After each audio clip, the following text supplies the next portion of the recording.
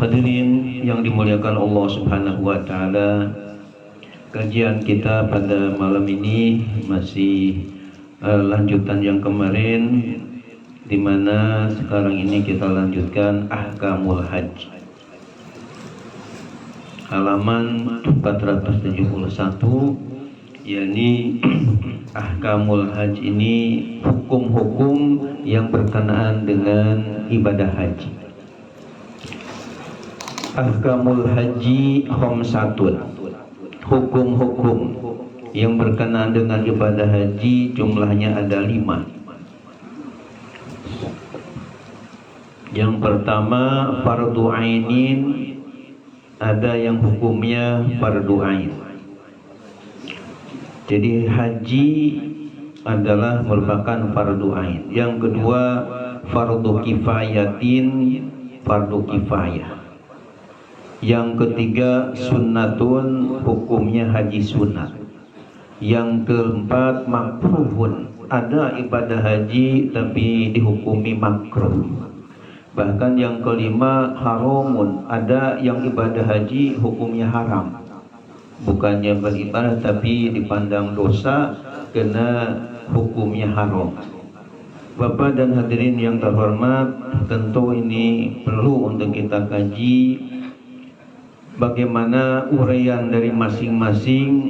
Ada fardu ain, fardu kifayah, sunnah, makruh, dan sampai haram tadi uraiannya bagaimana, kita akan jelaskan satu persatu. Yang pertama di sini disebutkan al-awwal fardu ainin, adalah fardu ain. Wa huwa hajjatul Islam, yaitu merupakan haji Islam. Haji Islam ini maksudnya adalah haji yang pertama kalinya idza ijtama'at syurutu wujubil haji, apabila telah terhimpun padanya syarat-syarat sahnya atau wajibnya ibadah haji. Jadi kalau misalnya orang sudah istitoah, sudah ada kemampuan untuk berhaji, dia juga beragama Islam, dia juga akil dan balik, dia juga sehat sehingga mampu untuk berjalan menuju kota suci Makkah Al-Mukarramah, maka dia hukumnya fardu ain, yakni kewajiban yang tidak bisa digantikan oleh orang lain. Seperti kita ibadah sholat 5 waktu, harus setiap individu melaksanakannya, menunaikannya. Ini namanya haji fardu ain. Hadirin yang dimuliakan oleh Allah Subhanahu wa taala. Yang kedua adalah fardu kifayah. Jadi fardu kifayah ini adalah kal haji li ihya'il ka'bati kulla sanatin, seperti ibadah haji untuk menghidupkan Ka'bah kulla sanatin, setiap tahun. Jadi menghidupkan Ka'bah dalam arti kayak kita tawaf di sekeliling Ka'bah atau Baitullah, ini tentunya sesuatu yang sangat luar biasa ketika kita ada kesempatan untuk bisa tawaf atau keliling-keliling, mutar-mutar di Baitullah, di mana Baitullah kalau secara literal itu artinya kan rumah Allah yang luar biasa. Itu bagi orang yang hatinya bersih, hatinya jernih, tobat dulu dari segala dosa-dosanya ketika mau ibadah haji ke tanah suci, itu akan terasa sekali bedanya ketika di luar tempat tawaf tadi. Jadi ketika kita masih di Indonesia, walaupun sudah ada perasaan dak-dikduk istilahnya, karena beda perasaan kita ketika mau melaksanakan ibadah haji ke tanah suci, ketika kita dibandingkan dengan kita mau ke luar negeri yang lain, ya.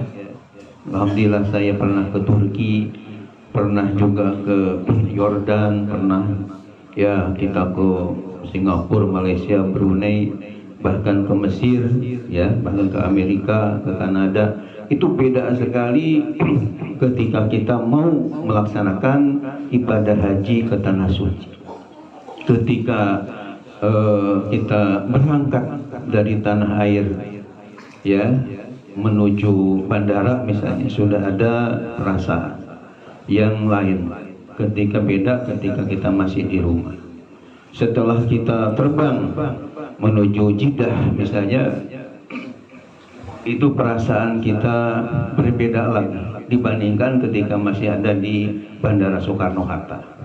Ketika kita sudah tiba di Makkah Al-Mukarramah, kita mau masuk hotel di sana, ya, dengan menyiapkan, artinya membawa barang-barang ke dalam kamar.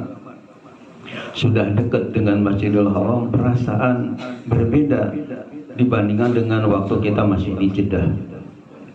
Ketika kita sudah memasuki Masjidil Haram, kemudian kita melihat Baitullah, melihat Ka'bah, jelas itu perasaan berbeda dengan kita masih berada di hotel yang belum masuk Masjidil Haram. Apalagi kalau sudah kita bertawaf, berputar-putar, ya. Apalagi tentunya kalau kita sudah merasakan bagaimana, ya, berada di dalam Baitullahnya, ya. Karena dari Depok ini ada yang oleh Allah diberikan kesempatan, ya, melalui tangan Raja Fahad waktu itu, ya, diberikan kesempatan untuk masuk ke Baitullah atau ke Ka'bah. Itu akan terasa sekali ketika berada di dalam Baitullahnya. Ibaratnya kalau kita bertamu, kalau misalnya kita bertamu kepada orang tertentu, ya, katakanlah raja atau presiden atau sebagainya. Kalau tawaf ini ibaratnya kita mungkin diterima, ya, di emperan-emperan rumahnya. Tapi kalau sudah memasuki Baitullah, ya, ibaratnya kita diterima oleh yang punya rumah di ruangan dalam rumah. Tentu perasaan akan berbeda sekali. Jadi ini kelebihan yang luar biasa, ya, yang kita rasakan atau jamaah haji, ya, rasakan ketika sudah berada dekat dengan Baitullah. Bapak dan hadirin yang terhormat, jadi menghidupkan Ka'bah setiap tahun itu hukumnya fardu kifayah. Artinya kalau ada yang melakukannya, kita umat Islam enggak dosa. Tapi kalau misalnya enggak ada yang menghidupkan Ka'bah sama sekali, ya, tidak ada darurat tapi dibiarkan, tidak ada yang tawaf, itu menjadi dosa semua. Itu namanya fardu kifayah. Kemudian yang ketiga, sunnatun. Ada haji, kita melaksanakan ibadah haji, tapi dinilai, dihukumi hanya sunat, bukan haji fardu. Seperti siapa? Di sini dikemukakan ka haji sibyani wal abidi. Seperti ibadah hajinya sibyan. Sibyan ini jamak dari kata sobiyun, artinya haji anak-anak kecil yang belum balik.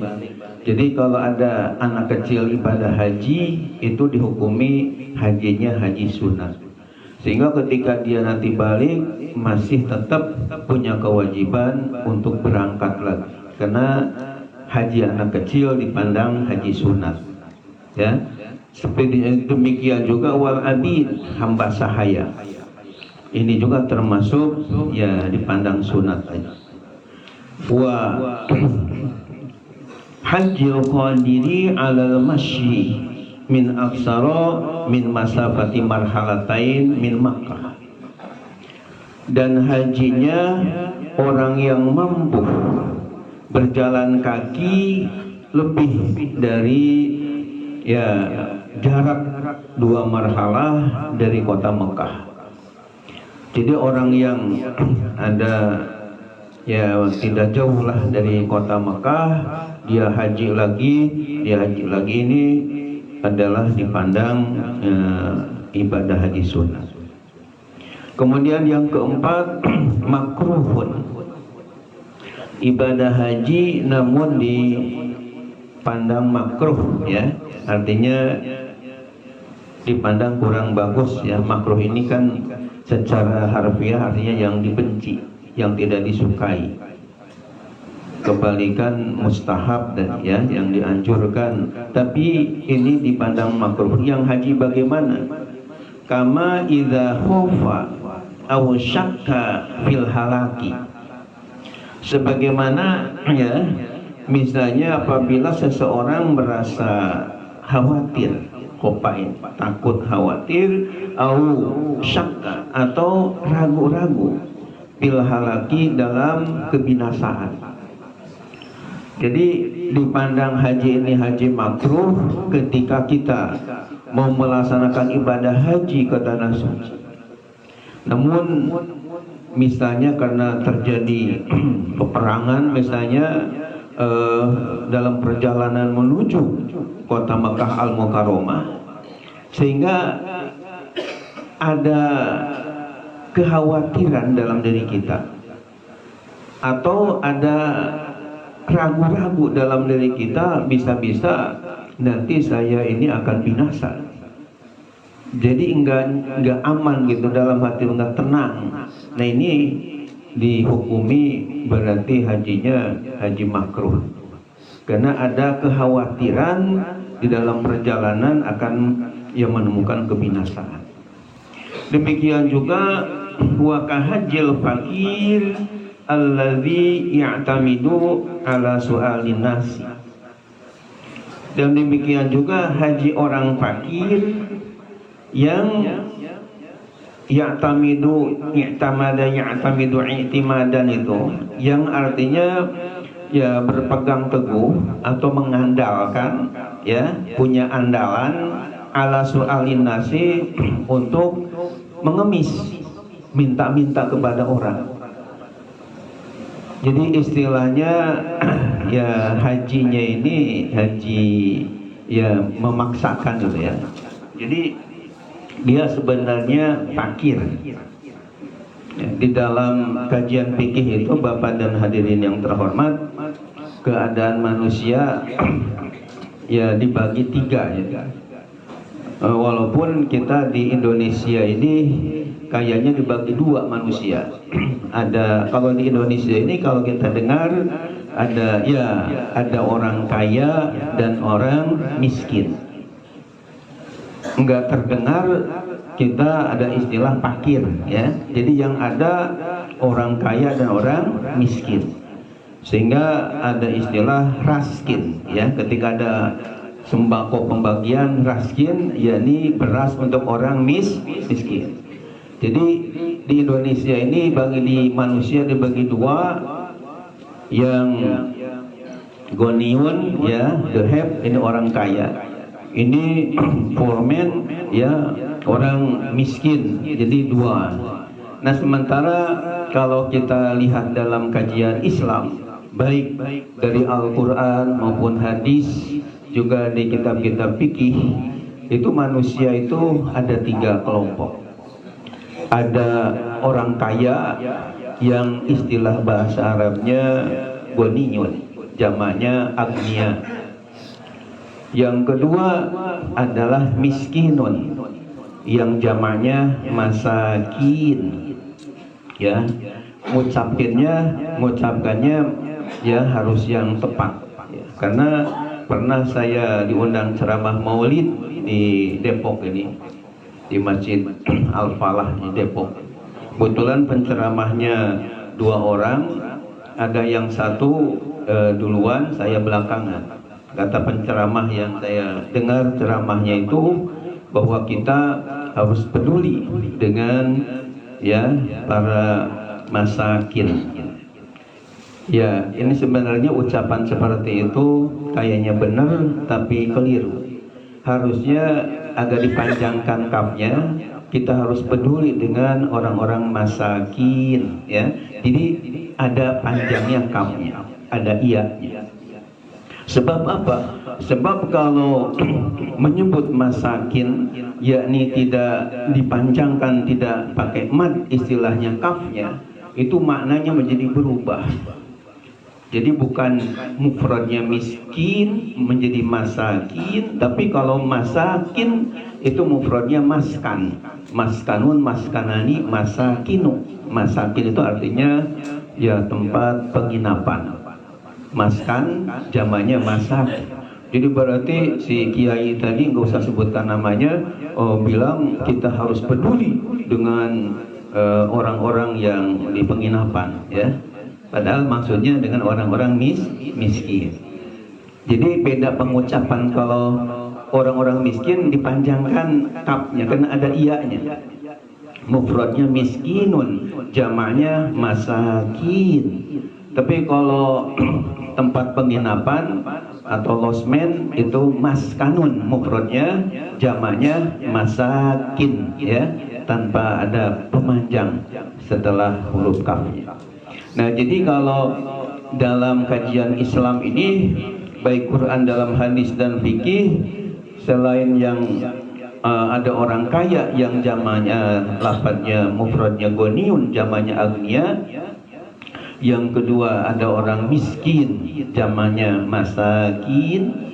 Dan yang ketiga ada fakirun, jamaknya fukoro, ya. Fakir, satu orang fakir. Dua fakironi, fakiroin, yang jamaknya menjadi fukoro.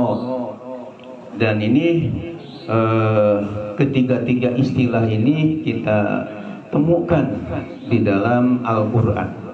Misalnya kaitan dengan agnia, ya, itu ada dalam surah Al-Hasyr. Kaila yakuna dulatan bainal agniya minkum. Jadi harta kekayaan ini jangan hanya berputar di kalangan orang-orang kaya saja, ya. Ada dalam surah Al-Hasyr. Kalau goniun banyak, ya, wahuwal goniyul hamid. Jadi kata-kata goni ada dalam Al-Quran, artinya yang kaya. Sementara miskin dan fakir ada dalam surah At-Taubah ayat 60. Bahkan ketika Allah menyebutkan mustahik zakat dari yang 8 asnaf itu digandeng penyebutannya, innamas shadaqatu lil fuqara'i wal masakin, dan seterusnya. Jadi ada fukoro jamak dari fakirun, ada masakin jamak dari miskin. Jadi oleh karena itu ada 3 golongan menurut Islam. Ada yang kaya, goniun, ada yang miskin, miskinun, ada yang fakir, fakirun. Bedanya apa? Ya, bedanya kalau yang kaya ini menurut dalam ilmu fikih dijelaskan dia butuh. Misalnya dalam sebulan 10 juta, dia dapatnya 10 juta atau lebih, itu namanya orang kaya. Kalau orang miskin butuhnya 10 juta dalam sebulan, tapi dapatnya lebih dari separuh, mungkin 6 juta atau sampai 9 juta lah, enggak sampai 10 juta, itu orang miskin, berhak menerima zakat. Orang fakir, kalau fakir butuhnya 10 juta tapi kurang dari 5 juta, kurang dari separuh, mungkin hanya 1 juta dapatnya atau kurang, itu namanya fakir, yang mungkin disebut dengan melarat, ya. Itu ada 3 bagian. Ini ada dikemukakan orang yang hajinya haji makruh ini adalah hajil fakir allazi ya'tamidu ala su'alin nas. Seperti ibadah hajinya orang yang tidak mampu, yang sangat tidak mampu, tapi dia punya andalan, itu ya'tamid, itu artinya pegangan, andalan ala su'alin nas, untuk minta-minta sama orang. Nanti juga banyak orang kaya lah ya, nanti saya minta-minta aja misalnya di sana. Nah ini jelas Bapak dan hadirin yang terhormat, kepada namanya hajinya haji makruh ya, yang tidak disukai.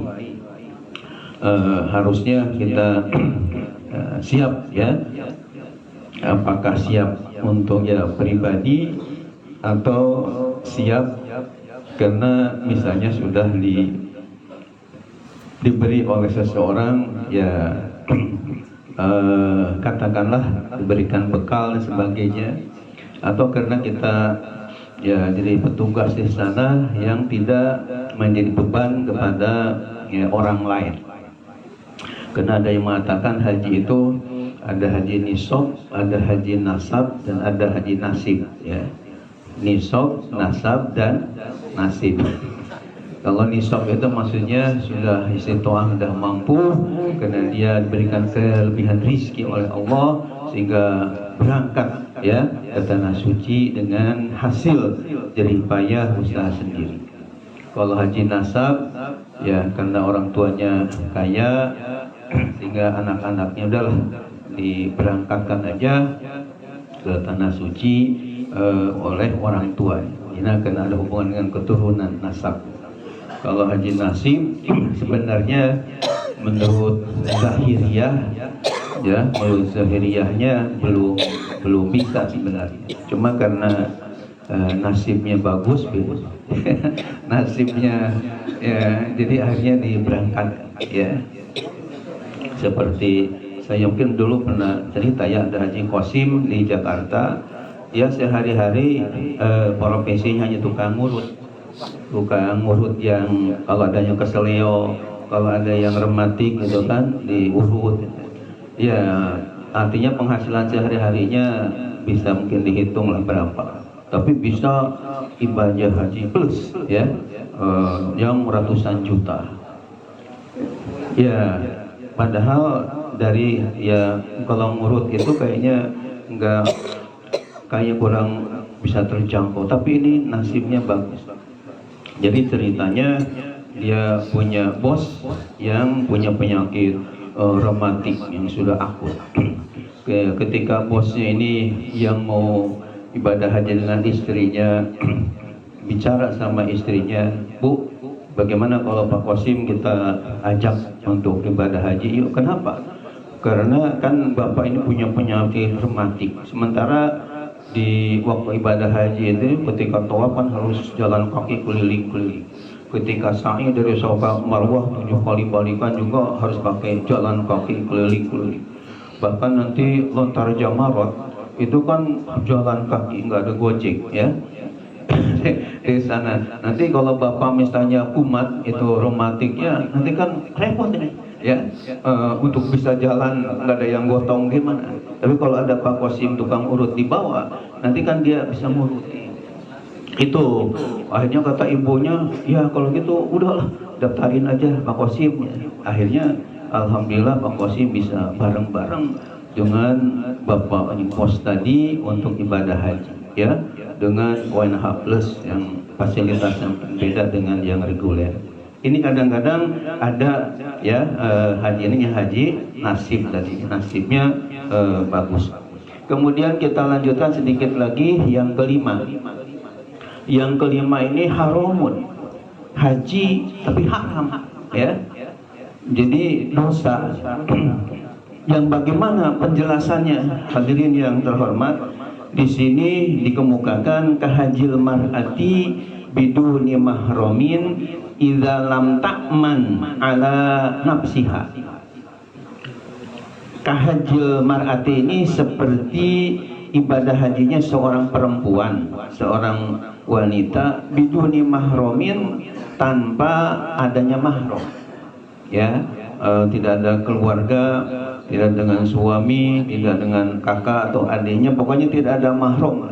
Sementara idza lam ta'man ala nafsiha, jika ia tidak akan aman atas dirinya ya, kecuali walaupun tidak dengan mahram, tapi kalau misalnya ada grup sehingga terjamin keamanannya si perempuan masih dimaklumi ya, tidak apa-apa, tidak haram. Yang jadi haram itu seorang perempuan berangkat sendirian tanpa disertai dengan mahramnya dan tidak ada keamanan. Artinya nanti akan bahaya bagi seperempuan tadi karena misalnya situasinya sedang gawat, ya, padahal mahramnya nggak ada. Nah, si perempuan ini dipandang haram berangkatnya. Kemudian yang kedua, au hajiha biduni izni zaujiha, atau dia ibadah hajinya tanpa izin, ya, dari suaminya. Wa kadzalika idza tayaqana dharar, dan demikian juga apabila yakin akan berbahaya. Ini termasuk yang haji haram tadi. Artinya ketika dalam hati Anda yakin kalau berangkat akan celaka, akan berbahaya, ini termasuk ke haji haram. Kenapa? Karena Al-Quran menyatakan wala tulqu biaidikum ila tahlukah.